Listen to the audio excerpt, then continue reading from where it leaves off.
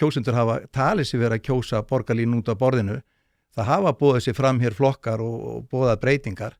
en svo stefna sem hefur verið fylgt, hún hefur alltaf fengið nýtt varadekk undir bílinn og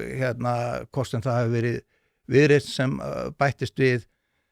eða núna síðast Framsóknarflokkurinn, þeir sem hafa verið kosnir hafa lofað breytingum en þeir hafa ekki staðið við það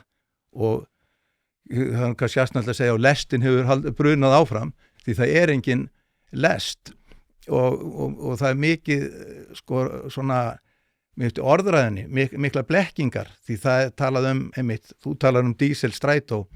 og það er auðvitað það sem þetta að borgarlínan er bara strætó á gúmmíhjólum en samt er þetta ekki kallað strætó, þetta er kallað ekki bara borgarlína heldur hágæða almenningssamgöngur og ég heyrði starfsmann borgarlínu í útvarpinu í gæra fyrir þetta tala þegar maður spurður en er þetta ekki vandræði þegar komið þjóðarhöll við Suðurlandsbraut og þarf að koma miklu fólki til og frá. Nei, því það verður svo góðu brautarpallur rétt hjá. Það er engin brautarpallur, það er engin járnbrautarlest, það er bara járnbrautarslys.